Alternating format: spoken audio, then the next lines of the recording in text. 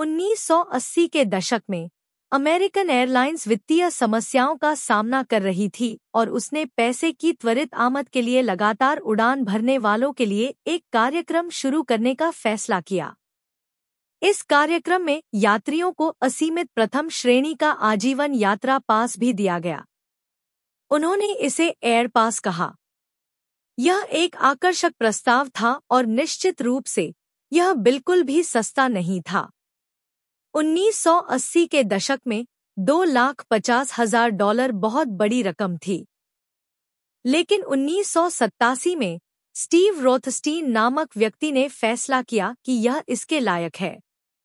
वास्तव में उन्होंने न केवल पास खरीदा बल्कि उन्होंने एक साथी पास भी खरीदा जिसकी कीमत $150,000 थी। स्टीव ने अमेरिकन एयरलाइंस के साथ अपने अनुबंध में भी संशोधन किया जिससे साथी को उसके ठीक पहले या बाद में एक अलग उड़ान पर उड़ान भरने की अनुमति मिल गई। स्टीव वास्तव में अपने पैसे का पूरा मूल्य पाना चाहता था। दुनिया भर की यात्रा करने से लेकर सिर्फ एक सैंडविच के लिए अलग अलग शहरों में उड़ान भरने तक तत्कालीन निवेश बैंकर ने यह सब किया। यहाँ आपके लिए कुछ संख्याएं दी गई हैं। उड़ानों की संख्या 10,000। यात्रा की गई मील 10 मिलियन। अर्जित फ्रीक्वेंट फ्लायर मील 40 मिलियन। इंग्लैंड की यात्राएं 500। टोक्यो की यात्राएं 120। ऑस्ट्रेलिया की यात्राएं 70। प्रभावशाली है न? खैर, प्रभावशाली बात यह है कि उन्होंने अपने फ्रीक्वेंट फ्लायर मील दूसरों को दे दिए। हाँ, सभी 40 मिलियन मील। इससे भी बेहतर क्या है? कई मौकों पर उन्होंने अपनी साथी सीट उन अनजान लोगों को दे दी जिन्हें मदद की जरूरत थी। जैसे एक बार जब वे एक परेशान माँ से मिले जो अपने बच्चों के पास घर जाने के लिए बेताब थी क्योंकि उनकी दाई नहीं आई थी। वे पोप से मिलने के लिए एक पादरी को रोम भी ले गए। उन्हें यात्रा करना बहुत पसंद था। वे अपने बेटे को देश भर में खेल आयोजनों में ले गए। उनके पास ने उनकी बेटी को भी, जो स्विट्जरलैंड में पढ़ रही थी, अक्सर यात्रा करने की अनुमति दी। जुलाई 2004 में स्टीव ने लगभग 18 बार यात्रा की। यह हर दूसरे दिन एक उड़ान से भी ज्यादा है। लेकिन फिर से उड़ान भरना उनके जीवन का हिस्सा बन गया था। एयरलाइंस के अनुसार उनकी कुल यात्राएं $21 मिलियन की थी। उन्हें एक ऐसे व्यक्ति के रूप में जाना जाने लगा जो बहुत ज्यादा उड़ान भरता था। इतना ज्यादा कि 2008 में जब वे शिकागो के एक हवाई अड्डे पर चेक इन कर रहे थे, एक पुलिसकर्मी के साथ वे बोस्निया वापस घर लौटने में मदद कर रहे थे, तो उन्हें आके एक कर्मचारी से एक पत्र मिला जिसमें कहा गया था कि उनका पास रद्द कर दिया गया है।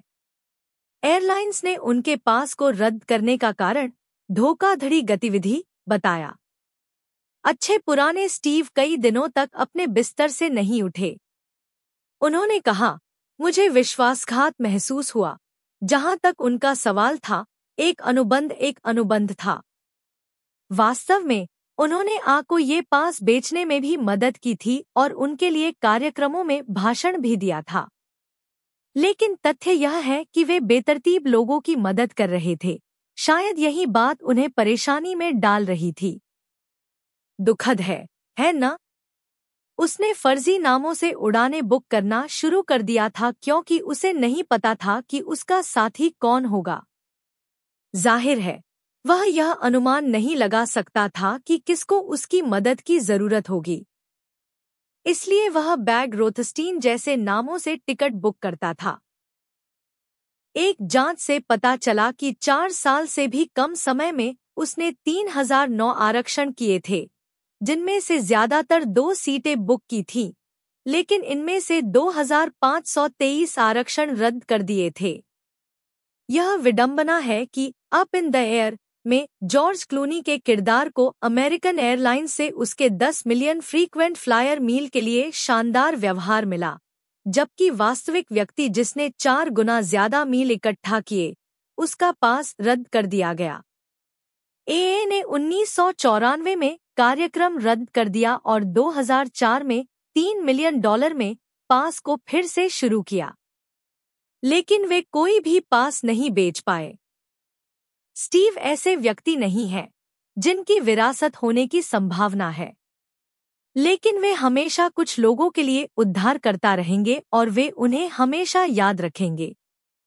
एक नायक जिसने कभी केप नहीं पहना, लेकिन निश्चित रूप से उड़ सकता था।